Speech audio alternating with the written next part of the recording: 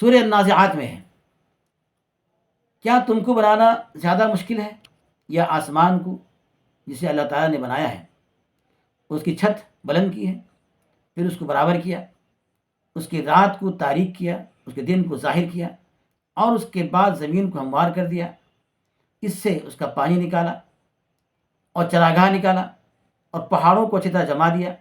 یہ تمہارے لیے اور تمہارے چوپایوں کے لیے سامان زندگی ہے۔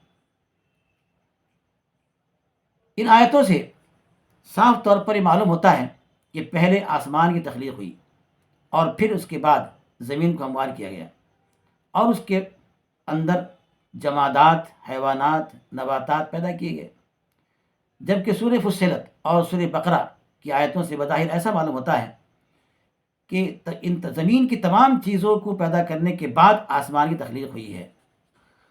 قرآن کے بیانات میں کوئی تضاد نہیں ہے۔ دراصل قرآن میں دو طرح کی آیتیں ہیں، محکم اور متشابہ۔ محکم آیت وہ ہے جس کا ایک ہی معنی ہوتا ہے، دوسرا کوئی معنی اس میں کوئی گنجائش نہیں ہوتی۔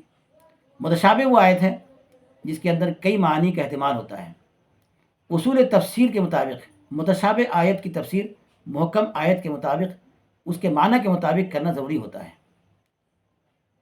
چنانچہ سورہ النازعات کی جو مذکورہ آیتیں اس سلسلے میں پیش کی گئی ہیں وہ اصل اور محکم کے درجے کی ہیں، ان کی کوئی تعویل نہیں کی جا سکتی۔ ان کے مطابق ساتوں آسمانوں کی تخلیق پہلے ہوئی ہے، اس کے بعد زمین اور زمین کی تمام مخلوقات کی تخلیق ہوئی۔ سورہ بقرہ وغیرہ کی آیتیں متشابہ ہیں، ان کی تعویل کی جا سکتی ہے۔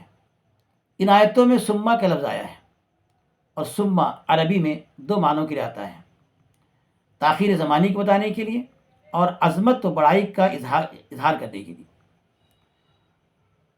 ان آیتوں میں ثم عظمت و بڑائی کے اظہار کے لیے کے معنی میں آیا ہے، تاخیر زمانی کے معنی میں نہیں ہے۔ کوئی بڑا واقعہ پہلے پیش آتا ہے، اس کے بعد کوئی چھوٹا واقعہ پیش آتا ہے، تو بتانے والا پہلے اس چھوٹے واقعے کو بیان کرتا ہے، پھر اس بڑے واقعے کو ثم کے لفظ سے ادا کرتا ہے، بیان کرتا ہے جو پہلے پیش آیا تھا اس سے اس واقعے کی بڑائی و عظمت کا اظہار ہوتا ہے۔ اس سے اس طرح یہ مطلب نکلتا ہے کہ اللہ تعالیٰ نے تمہارے فائدے کے لیے زمین اور زمین کی تمام چیزیں پیدا فرمائی، پھر اس سے پہلے اس نے بڑے بڑے 7 آسمانوں کو ہی پیدا کیا ہے۔ دوسری بات یہ ہے کہ سورہ النازعات میں اصل حقیقت بیان کی گئی ہے کہ آسمان کی تخلیق پہلے ہوئی ہے، جبکہ سورہ بقرہ اور سورہ فصلت کی آیتوں میں زمین اور زمین کی تمام چیزوں کو اس لیے پہلے بیان کیا گیا ہے کہ انسان کا براہ راست واسطہ زمین سے پڑتا ہے سب سے پہلے، اور زمین سے ہی براہ راست وہ بہت زیادہ فائدے بھی اٹھاتا ہے، اس لیے اس کا تذکرہ پہلے کیا گیا، جبکہ اس کی تخلیق بعد میں ہوئی ہے۔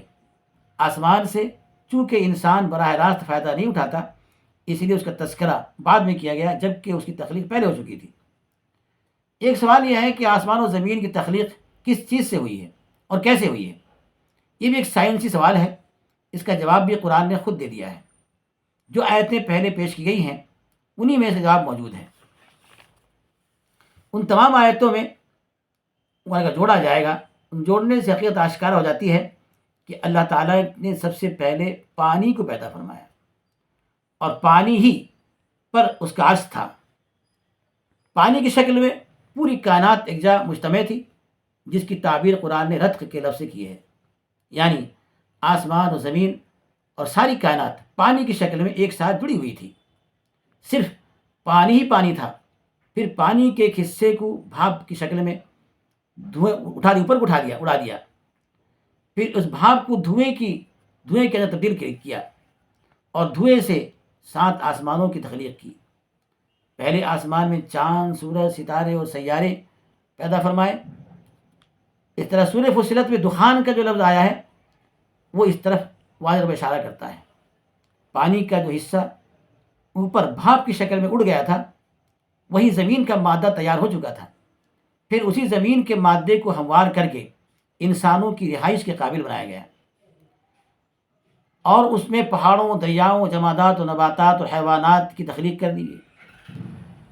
حضرت عبداللہ بن عباس رضی اللہ عنہ نے آسمان و زمین کی تخلیق کے متعلق یہی تفصیل بیان کی ہے۔ تفسیر قرطبی سورہ بقرہ آیت نمبر 29 کے ذیل میں دیکھا جا سکتا ہے۔ اس سے ایک سائنسی حقیقت کا آشکارا ہوتی ہے کہ کائنات کی اصل پانی ہے۔ پانی ہی سے زمین بھی بنی ہے، سورج بھی بنا ہے، اور چاند، سورج، ستارے، سیارے اور ستارے سب کے سب اسی سے بنے ہیں۔ دور حاضر کے سائنسداں اس سلسلے میں بگ بینگ کی تھیوری پیش کرتے ہیں۔ ان کے مطابق ایک بڑا سا آگ کا گولا تیزی کے ساتھ گردش کرتا تھا۔ گردش کے دوران وہ پھٹ کر ٹکڑے ہو گیا، پھر ان ٹکڑوں سے سورج، زمین، چاند، ستارے اور سیارے سب بن کر تیار ہو گئے۔ ان کے کہنے کے مطابق یہ عظیم دھماکہ آج سے تقریباً 15 ارب سال پہلے ہوا تھا۔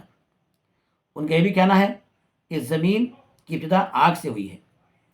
جیسے جیسے زمانہ گزرتا گیا وہ آگ ٹھنڈی ہوتی گئی اور پھر زمین میں پانی بھی نکل آیا۔ آج اس نظریے کو یہ حقیقت طور پر تسلیم کر لیا گیا ہے اور اس نظریے کے اعتبار سے کائنات کی اصل آگ ہے، جبکہ قرآن کے بیان کے مطابق کائنات کی اصل پانی ہے، نہ کہ آگ۔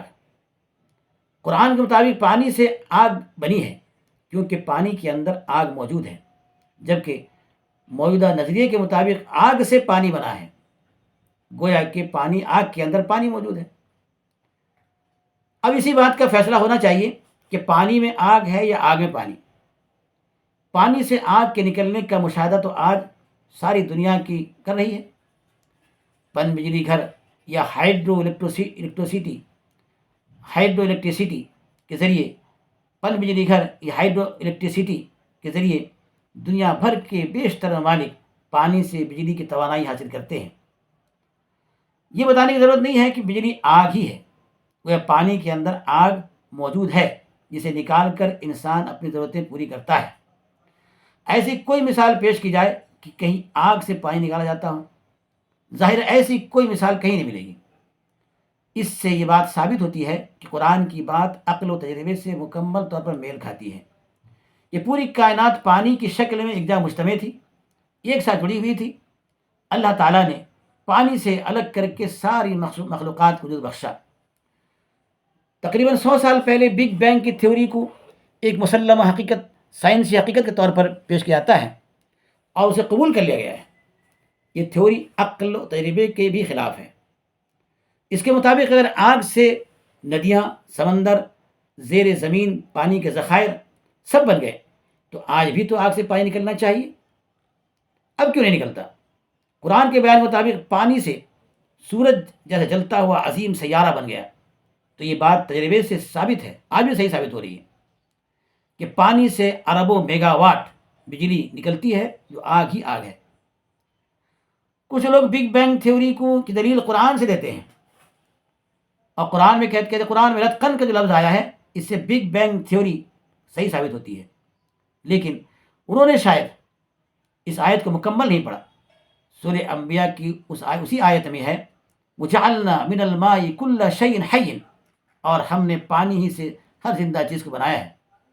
بگ بینگ تھیوری کہتی ہے کہ آگ کے گولے سے پوری کائنات بنی ہے، جبکہ قرآن کہتا ہے کہ پانی سے کائنات کی ہر چیز بنی ہے۔ دونوں باتوں میں زمین آسمان کا فرق ہے۔ بعض لوگ قرآن کے بیان کردہ باتوں کو مذہبی کتابوں کی باتیں کہہ کر نظر انداز کر دیتے ہیں اور کہتے ہیں کہ ان کا سائنس سے کیا تعلق، اور بعض تو یہاں تک کہہ دیتے ہیں کہ یہ سب فرسودہ دقیانوسی باتیں ہیں، ان کا سائنس سے کوئی تعلق نہیں ہے۔ ایسا کہنے والے یہ بھول جاتے ہیں کہ قرآن کسی انسان کی تصنیف نہیں ہے، بلکہ یہ اس خدائے برتر کا کلام ہے جو آسمانوں اور زمینوں کے حقائق جانتا ہے، اس کا خالق بھی ہے۔ وہ جانتا ہے کہ اس نے کس چیز سے کس طرح زمینوں اور آسمانوں کی تخلیق کی ہے۔ اس کی بتائی ہوئی باتیں قطعی یقینی ہوگی، یا 20ویں صدی کے پیدا ہونے والے یہ خود ساختہ نام نہاد سائنسداں جن کو یہی پتہ نہیں تھا وہ کب مریں گے اور موت سے بھی اپنے کو بچا نہیں سکے۔ اللہ تعالی ہم سب کو قرآن کی باتوں کو صحیح سمجھنے کی توفیق عطا فرمائے اور قرآن پر عمل کرنے کی توفیق عطا فرمائے۔ وآخر دعوانا الحمدللہ رب العالمین۔